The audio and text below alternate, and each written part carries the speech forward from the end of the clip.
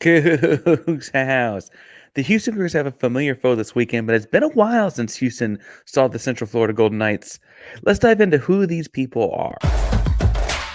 You are Locked On Cougs, your daily podcast on the Houston Cougars, part of the Locked On Podcast Network, your team every day.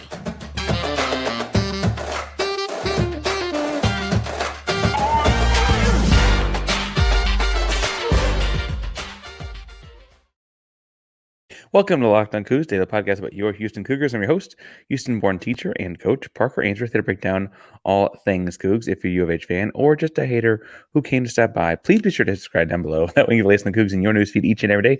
We appreciate you making Locked On Cougs your first listen of the day. Welcome back to the YouTube channel. That's where you found us. It is so good to see you again. Remember to hit that subscribe button. We're doing a giveaway every 250 subscribers. The next one's 1750. We are approaching that mark. Hit subscribe. Help us get there. Like, comment the video. Let us know you're in the contest. If you are all footballed out at this point of the year after a roller coaster ride of a season, to say the very least. I think that's the most positive thing I can say about it. And you don't want to talk about that in the comments. That's fine. Tell us in the comments down below. It's the day after Thanksgiving. What was the best side dish you had? Obviously, you're going to say turkey or ham, or some people have some form of red meat. But as a side dish, what's the best side dish you had yesterday? Now, today we have a fun episode. Sean is from a UCF football podcast. I listened to them as I was getting ready for things on UCF. I said, hey, Sean, can you come on and tell my folks about folks from UCF? So without further ado, let's talk some to Sean. And we are joined by Sean Green from the Believe Network. He hosts the Charge On UCF Football podcast. Sean, how are you doing today? I'm doing good, Parker. Thank you for having me on. It's been a crazy year, crazy season, but semi-glad to be ending, but also know that the 9 months coming up here is going to be a long time with no football. So we're going to enjoy it while we can. Long time with no football. Now, we're both in a similar boat in that we're new to this Big 12 monster. Houston, I think we could have predicted. I mean, Houston felt left out in the mid-90s when they formed the Big 12.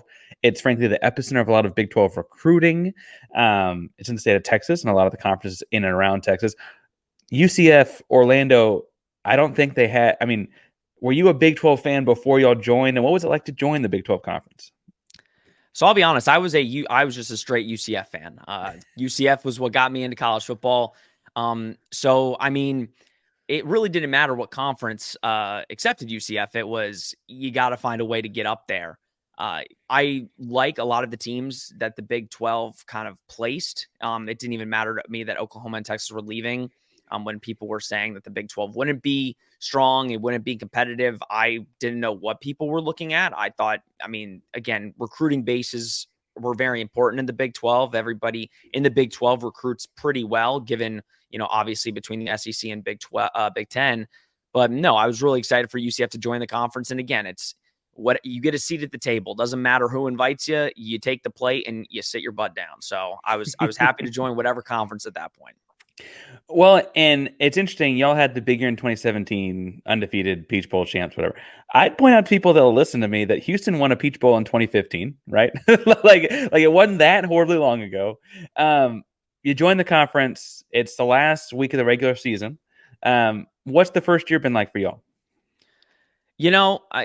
It's weird because I think a lot of people, when you look at a record, it doesn't really tell the full story. I think UCF is a much better team than the record. But again, then your record is your record. It's been up and down. I mean, John Rice Plumlee gets hurt in the second game of the season. Timmy McClain, the backup, comes in. I think the Baylor loss, which was an absolute heartbreaker, up 35-7 and lose at the end of the game by 1. That kind of turned the tide pretty early on. You have a competitive game against Kansas State, then you lose to Baylor, and then it kind of spiraled the next 3 weeks. Against Kansas, you lose that one. You lose against Oklahoma. You lose against West Virginia, and then you go on a 5-game losing streak, and you're like, what's going on? So it's been ups and downs. I mean, they won 2 straight. Obviously, Cincinnati, I don't know how good of a win that is, but you get that win. You blow out Oklahoma State. That was obviously the best win of our season. You just completely dominated a team that most likely is going to be playing the Big 12 championship.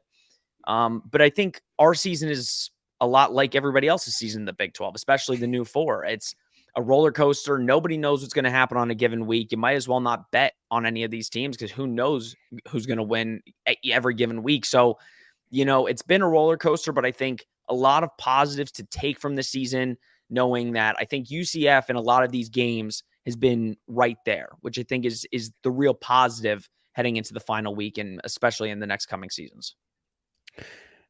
In the final weekend is generally reserved for rivalry games, right? You've got this used to be when in the state of Texas you had like A&M and UT Austin would play, but you've got Kansas State, Iowa State, Michigan, Ohio State, Oregon and Oregon State, Washington and Washington State, all over the country. I think is it Florida and Florida State this weekend too? I think all over the country you've got these massive rivalry games, and the Big 12 pitted Houston and UCF against each other this weekend.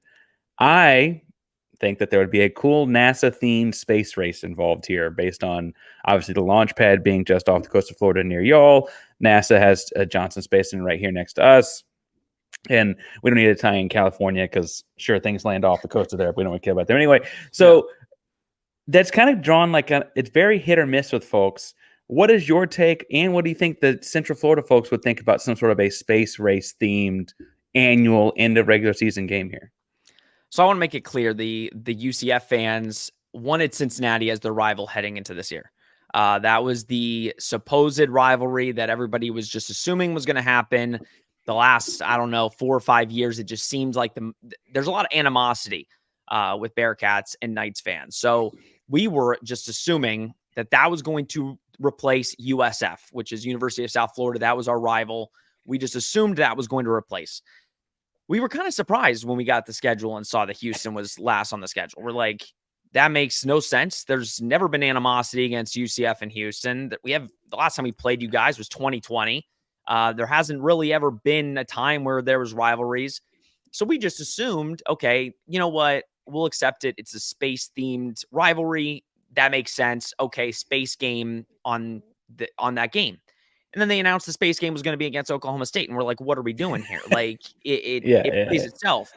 A story came out this week that actually it kind of blew up on Twitter was UCF clamored Houston years ago saying, hey, we're going to be doing a space game on our game this season. It'd be cool if you guys participated and did like a jersey or helmet thing. And Houston declined to do so. So right. I listen, I'm all for it. I think it's been really good for UCF because, again, UCF was originally a school designed for people to then get a job at NASA and work just 40 minutes down the road. So it's cool to tie that in, and it's been a big hit among UCF fans. And I think if this is the new rivalry that the Big 12 wants to push, Houston needs to get involved in it. And again, fully support the space theme. If Dana Holgorsen wants to talk about it, then you have to start doing stuff to then act like you're a space school. But no, I think it's great, and I would hope that it would be something the years to come. And it's interesting, Dana's been fairly vocal this week about Houston being the space city, right? Because the game you're talking about, I believe, was fall of 19, right? That UCF was saying, hey, let's do this. We're going to wear these uniforms, or I was a helmet or something, whatever it was. Yep. And apparently Houston said, we're just going to show up and play.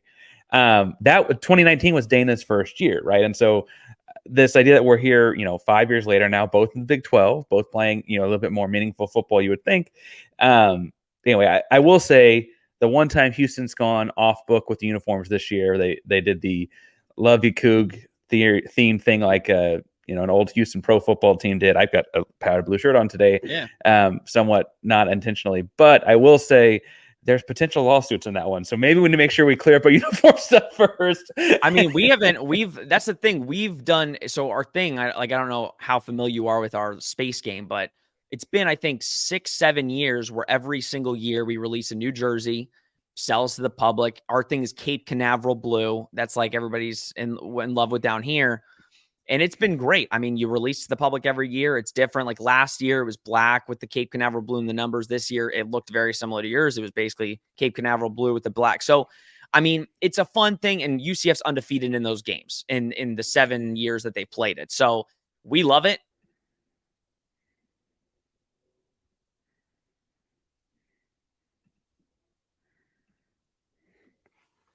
All right, now if you are trying to build a team that is high flying and moving fast, just like that UCF offense will be, and Houston's got to be ready for it, make sure you go to eBay Motors because passion, drive, and patience are what bring home the winning trophy, and also it keeps that ride or die alive. eBay Motors is everything you need to maintain your vehicle and level it up to peak performance, from superchargers to roof racks to exhaust kits, LED headlights, and more. Whether you're into speed, power, or style, eBay Motors has got you covered. Over 122 million parts, and your number one ride or die. You'll always find exactly what you're looking for. And with eBay Guaranteed Fit, your part is guaranteed to fit your ride every time or your money back. Because with eBay Motors, you're burning rubber, not cash. With all the parts you need and the prices you want, it's easy to turn your car into the MVP and bring home that win. Keep your ride or die alive. ebaymotors.com. Eligible items only. Exclusions apply. eBay Guaranteed Fit only available to U.S. customers. We love it. We're going to continue doing it because clearly the players, if anything, it's helped our recruiting significantly, because whenever people come on recruiting visits, it's all space. It's all Space U jerseys. They don't even want the regular jerseys. It's all that. So it's helped our recruiting tremendously. What I'm hearing is jerseys help recruiting, and I'm also hearing that if we just wear these funky jerseys once a year, it could help us out. We could get a couple wins. I think this is all. That's what we think. So we're gonna keep rolling with it. I don't. It gives us wins. We'll take it. Well, if anyone in charge of jerseys were listening, I think that they're hearing the argument be made. You mentioned your first year, including an Oklahoma State game where you wore those jerseys and won by a lot of points, has gone kind of up and down. But you also mentioned John Rice Plumlee has not played in every game.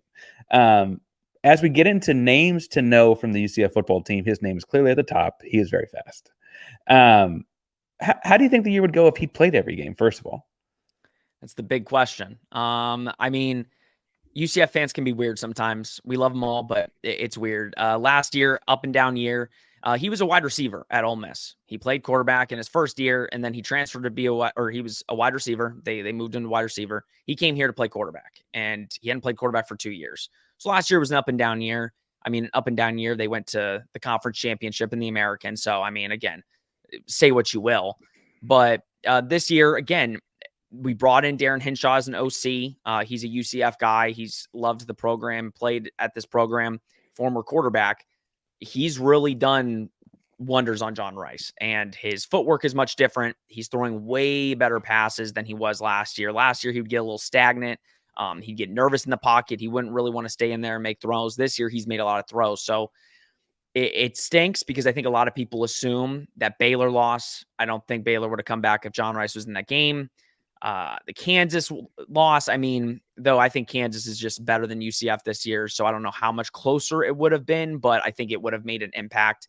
And then the Oklahoma game, I think, is the one where it would have made a more significant if he was 100%. He did play, but I think he hasn't ran. He didn't run for about 3 weeks when he was playing. You could tell it was still bothering him, but I think he's now closer to 100% than he's ever been, especially the last couple of weeks. So it's a big what if, but I think the last couple of weeks he's shown kind of what quarterback he has become in the 2 years he's been here. Well, that was obviously there was a lot of emotional stuff in line with Oklahoma week because it's Dylan Gabriel on the other side, and he was the starting quarterback directly before, right? Like he was very much there was a lot going on in that one. But it ended up being such a close game. I don't guess I'd put together that he was not running right after he came back from being hurt. That's fairly insightful. He is stupid fast. You mentioned wide receiver, but like he has high-end wide FCC wide receiver speed, right? Like he has true 4.3 speed at the quarterback position. Unfortunately for us, but probably fortunately for y'all, looks like he is moving at full speed these days. What kinds of things does he bring to the game? What kind of like schematic kinds of advantages does UCF use that for?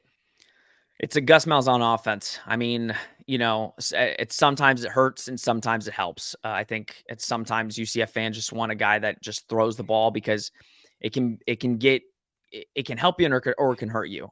John Rice, like you said, he's been banged up and he hadn't been really running the ball at all for multiple weeks. But the threat of it, like you said, even just you saying elite speed, just the threat of him running, even on a bum leg where they're like, we don't know if he's good, but like we have to be careful because if he's good, it causes trouble for defenses. So, I mean, it really opens up a lot. You talk about RPOs, and again, we'll talk about RJ Harvey later, but having the thought of, okay, John Rice can run the ball and throw it if he pulls it, or they can run it with RJ Harvey, or John Rice can run it himself. It just creates a lot of problems for defenses. And if we're being honest, if you've gone and looked at the UCF offensive rankings, and if you go look at the past games, the reason UCF is 5-6 is not because UCF has struggled to move the ball. They've moved the ball on every single team they've played. If you just go look at the total yards, UCF is 6th in offense in the country. They've moved the ball on every single team. It's been them beating themselves, and that's been the most frustrating thing. So John Rice has been a big part of that and causing teams to kind of get flustered and not know where to look. But hopefully he can do it one more time on Saturday to make sure UCF can go get a bowl game.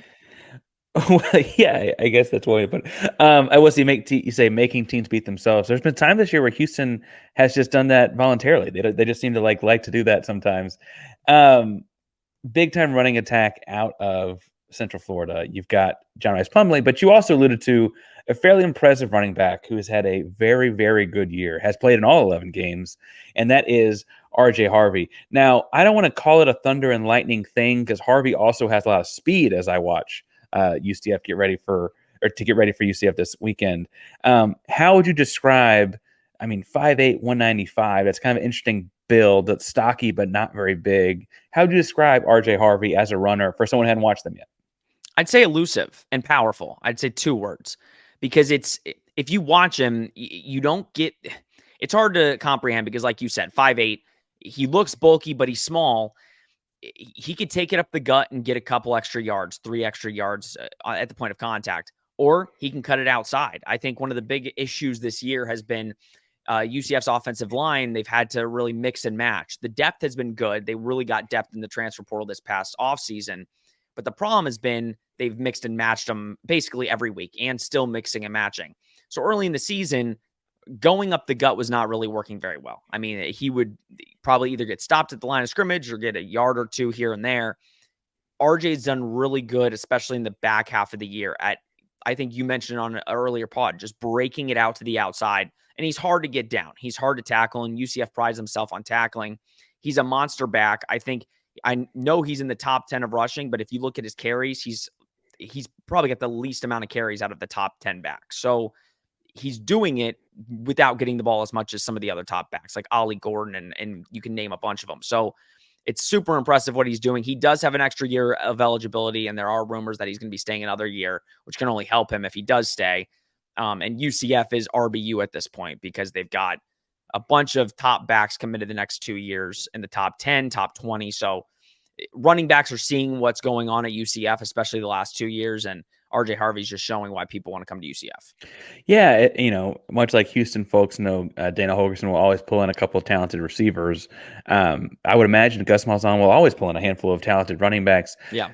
Oklahoma State, he's had a good year. I don't mean to say that the other games weren't good. Oklahoma State was on a little bit different level. What happened Oklahoma State week? 206 yards, 3 touchdowns that's a career day for any running back, let alone a really good one. What was going on that day? I'm not going to call it an anomaly. I think a lot of things were an anomaly with that game.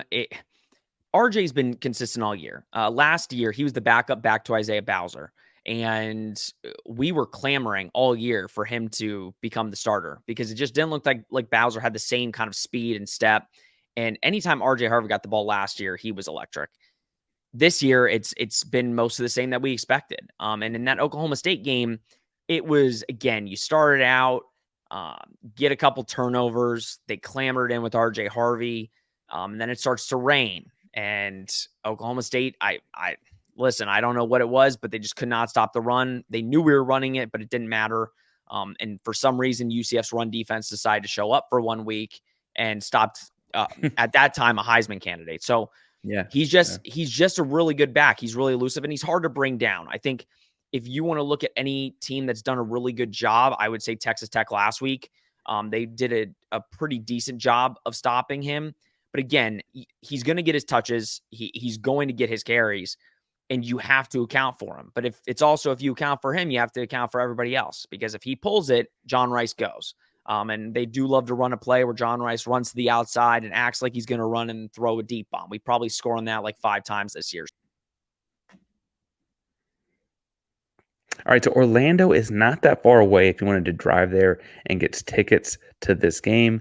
But also, if you want to do anything around the H, if you wanted to go to a Houston Rockets game and watch Nate Hinton get off the bench, he's got called up. Or you're going to go to a Houston Texans game and watch Tank Dell get, he's rookie of the year candidate, but obviously his quarterback's playing pretty well as a rookie too. But if you want to watch anything happening in Houston, concerts, comedy, music, whatever you want, all over the show, you need to make sure you go to GameTime.co. Use code LOCKEDONCollege for $20 off. Now, Game Time has all kinds of cool things. Download their app.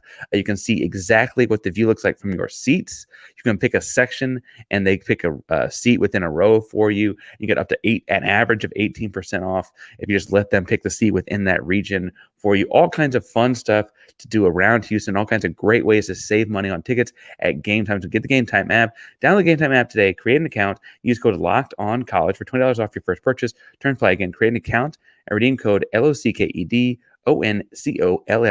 for $20 off. Download Game Time today. Last minute tickets, lowest prices, guaranteed. So talk me through offense or defense, other names that Houston Cougar fans will hear over the loudspeakers a handful of times this weekend. I mean, obviously quarterback and running back, you'd probably do it for any team, but at UCF, I was about to say Oklahoma State because I have those stats pulled up from that game. Who else sticks out as like these guys will have their number called? It's really so defensively. I'm going to be honest, not much. It's been pretty bad on defense. A couple names that are Lee Hunter is probably the number one guy. Transferred from Auburn a couple years ago. He's an NFL guy. Big bodied. Rex. If you just look at him in person, it's ridiculous. Like he is a defensive tackle through and through. Ricky Barber is another one on defense. He's been injured a lot of the year. So he might come back. It really stinks because a lot of these guys were NFL guys last year, but they came back to play their last year in the Big 12. But Ricky Barber is another name.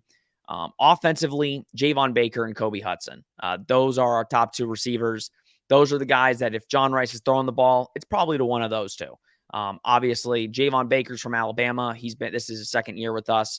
He also has another year, and I'm hearing he's going to stay. Kobe Hudson, transfer from Auburn. Again, like these SEC guys, Javon Baker's close to 1,000 yards. Kobe Hudson's probably going to go past 800 or 900 this game. So, again, those are the top receivers, and then probably defensive line is probably the top one where you can look at and say names that you'll hear on Saturday. And defensive line is interesting because that's one area I think Houston's defensive line has better transition than their offensive line has. But line play and transition in the Big 12 has been really challenging, right? I'm sure you've seen it as well. How has your offensive line, because that's been a problem for Houston, transitioned to the Big 12? Like we've got a couple guys that might get a shot to play at the next level, but as a unit, it's hard to play at this league. How have you seen the offensive line translate? It's been weird. It's been a weird year. It's been tough. I credit the staff because I think they really understood that early in the portal last season where they went out and got a bunch of offensive linemen. And we lost Matt Lee. Matt Lee was our center. He went to Miami. And we kind of replaced him with three different centers from three different schools. Bula Schmidt, who was from Fresno State. You had Caden Killer, who was a freshman, and Drake Metcalf, who was from Stanford. And we're still moving people around. Lakahi Paule, who was our left guard, he's now at center. We moved, I think, somebody else. I forgot who we moved to left guard. It's been a whirlwind of a year moving offensive linemen. I will say, though, the positive of the offensive line has been the last 4 or 5 weeks, they've kind of been more settled in. John Rice hasn't really seen much pressure, which has been a positive. He's gotten the run blocking has been really good. So again, cleaning up simple mistakes, but they've really been good the last back half of the year. The front part of the year was rough, but they've really cleaned it up the last back half. Are there any, I mean, obviously you said offensive linemen moving around for y'all. You have a little bit of consistency as of late. Is there any unit or player or anything people from Central Florida are worried about with the Houston matchup this weekend? Anybody scare you at all? You do a twice a week podcast, so I know you dove into it a little bit, but anything scare you about Houston? Donovan Smith. I think that's, if there's going to be a guy that beats UCF, it's going to be him. Listen, we've on the Charge On podcast, no offense to Houston fans, we've been not very kind to Houston this year. When you watch Houston, you're like, okay, that's a win on the schedule. Like, there you go. That's a win. But I was watching him against Oklahoma State, and I think I've read some of the Houston fans, and I guess you guys are a clear first half team and just crumble in the second half. That seems to be what Houston fans have been kind of alluding to a lot of games this year. What I will say is UCF, again, offensively, it's really they're going to move the ball. There's nothing, no offense, there's nothing Houston will be able to do to stop them from moving the ball. They're just that elite at moving the ball. The problem is, are they going to make their mistakes? UCF makes too many mistakes on offense on the weeks that they lose. Texas Tech, they lost by 1, but if you go back and watch the game, they left 7 points on the board, didn't put up points at half, missed a field goal, blocked extra points. So that's the running joke of our season. But on Houston's side, Donovan Smith, we really haven't seen a quarterback. We've had a couple, but if I was Houston and I've seen this UCF team and how they've played, if they just run the heck out of the ball with Donovan Smith, and I know your running game hasn't been that good with the running backs, but if you just run with him a bunch, it's going to catch UCF off guard, and they might not be able to stop it. So I think Houston's best chance is y'all's quarterback and making sure he runs the heck out of the ball on Saturday. Well, it's interesting because he's been so hot and cold. The thing you mentioned, like Houston as a first half team, is they've had real trouble, whether it's, I mean, Coach Holgorsen's alluded to being a depth problem, but like if they start hot, they wear out, or there've been a couple games where they start off and did not look ready for the speed of Big 12 football off the jump, right? The first quarter, they gave up 21 straight points to Texas. They got down early to, so they give up, kept competitive with TCU and Texas Tech in the first halves and got blown out in the second halves. These halves will probably be a lot of offseason content for a guy like myself because they just haven't been able to put a whole game together. Y'all haven't had that issue. Do you feel like you have good depth, or frankly, as someone trying to steal notes here, what's gone right? Why haven't y'all had that issue? Well, it interests me that Dana Holgorsen is saying that. I don't want to be I'm not joining the fire Dana Holgorsen crowd. I'm not a Houston there fan. will be some in the comments. I'm there's sure a crowd in the comments right now, I'm sure. Yes, I'm sure. But I'll say this. Gus Malzahn was even talking last year during the American season about we're trying to build quality depth. When we go to this next conference, you're going to need depth. He's been building this depth for 2 years, which besides linebacker, I think UCF really has depth at every position. They've got depth at corner. There's a chance you see 4 different corners in a game at all times. Again, at quarterback, you had a good backup quarterback that can win you some games.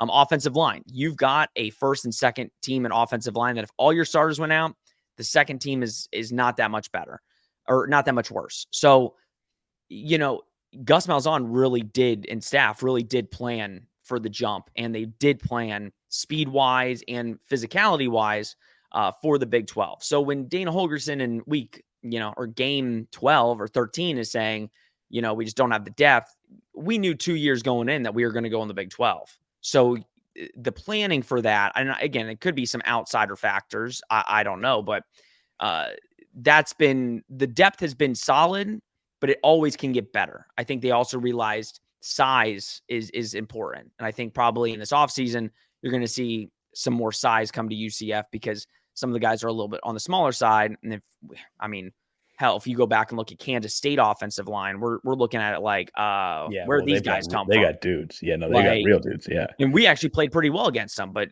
we couldn't block them or get to the quarterback to save our life. So I think that's certain things you take away, but the depth hasn't been necessarily too much of an issue besides linebacker. We have no depth at linebacker. No, you're saying all the things that the Fire Dana commenters are alluding to, though, because you mentioned you're going to do this for a couple of years, and I've seen that comment written down a number of different times. Like that's just I think it's very, very easy to get to. I do want to talk about this week's game line. They've got Central at FanDuel, our partners FanDuel have Central Florida favored by 13.5 points, over under set at 61.5 points. I got a couple thoughts here, but 13.5 points would put it kind of as an average margin of victory for you guys as I'm looking across this, right? I mean, you got a couple blowouts, but you also have you beat West Virginia by 13. You beat Kansas State, or you lost to Kansas State by 13. You've got I had one more. West Virginia was 13. I thought there was one more 10 in there. No, that's the thing. We lost to West Virginia. We beat Cincinnati by, I think, 2. We beat, obviously, Oklahoma State by 42 or something. And then our other 3 losses wins, Boise State was 2. Villanova was a lot. And then Kent State was a blowout. So, I mean, I think the only close win or a couple close wins were Boise and Cincinnati. Those were kind of the only 2 that were close, but everyone else was a blowout. 13.5. You hear that with this weekend. Is that a lot more than you would have thought, a lot less than you would be predicting? 2 touchdowns is a fairly handily won game. I always say, and I've said this on our show, whatever the spread is, just don't bet it. Just say, hey, look at it. Take a look at it each week. Say, hey, maybe some player props. That's nice. Do not bet the spread. Do not pick the winner because no one knows. I mean, again, Oklahoma State was favored going into our game and we blew them out by 42. So it's like nobody knows. I'll say my score, like I have a prediction. I said it on our show. If I was forced to take the spread, I would pick Houston plus 13.5. It's too many points. You don't know, just like with you guys, you don't know which Houston team you're going to get on Saturday. I have no idea what UCF team we're going to get on Saturday. If UCF's defense comes to play, it will be a blowout. I mean, if UCF's defense plays like they are capable of, it won't be close, but that's a big if. So I think the thing that UCF fans can look at and say, okay, maybe there's a better chance is Houston hasn't left the state of Texas but one time this year. I think I don't think enough people, I haven't seen enough people talking about that. It's a road trip and it's your final game, not playing for a bowl game. So listen, you can come in and Dana Holgorsen saying all the right things like, hey, listen, we could stop them from having a bowl game. But the question is, there's always in the back of your head, who's getting fired, who's leaving. This game really doesn't matter in the grand scheme of things. But again, there could be the shoe on the other foot where it's like, we want to go stop from being a bowl game. I love Houston. I'm going to go fight for Houston. So both these teams, it's who's going to show up and who's going to fumble. It's going to be one or the other. It's been such a weird league to that. Like Houston beat West Virginia. They frankly had them beat, gave up a 12-second left Hail Mary and then scored on their own Hail Mary to ultimately win the game. West Virginia beat TCU and Texas Tech. TCU and Texas Tech kind of had their way with Houston, right? You guys lose, and I think I misspoke with that. I think you corrected me. You guys lost to West Virginia, but had a much more competitive game with Texas Tech. And again, West Virginia beat Texas Tech fairly handily. Like there's no transitive property in this league at all. So I don't know what to make of this weekend. 13.5 points does feel like a large spread. Last week of the season, weird things do happen. Sean, you alluded to your podcast, though, and I want to make sure I give you a second. Y'all are talking twice a week. You do other things as well. Where can people find you, the work, and et cetera, all the kind of things surrounding Central Florida? Yeah, I appreciate it. I'm on Twitter or X at Sean M.R. Green. On YouTube, just type in Charge on UCF. If you want to go, if you're a Houston fan and want to go type in the comments section, whatever you got. We welcome all Big 12 fans. They've been great this year, which is, again, something that we've loved from the Big 12 is there's actual fan bases that, consume other content other than the Americans. So, but yeah, you can find me there on both those platforms and wherever you get your podcasts. Thanks again for coming on, Sean. Sean M.R. Green on, I guess we're calling it X now. I still have trouble reminding myself that it's X. And again, Charge On is the podcast, Central Florida all the time. Y'all do off season too. I mean, you're going year round with Central Florida things. So if you want to keep tabs on other newcomers, make sure you go check out Charge On UCF Football Podcast. Thanks for coming on today, Sean. Thank you, Parker. Appreciate it. All right. That's all we got for today. Sean was a great guest. Sean represents UCF very well. I hope that Houston diminishes some of the confidence he's got. He seemed very confident in Central Florida.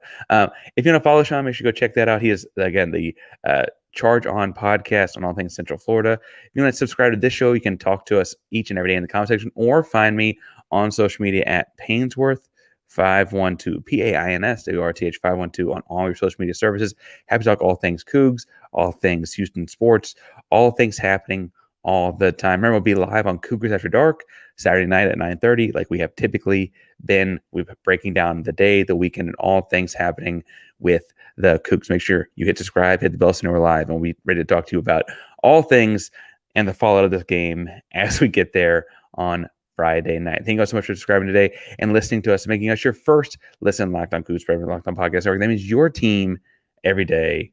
Go Cougs.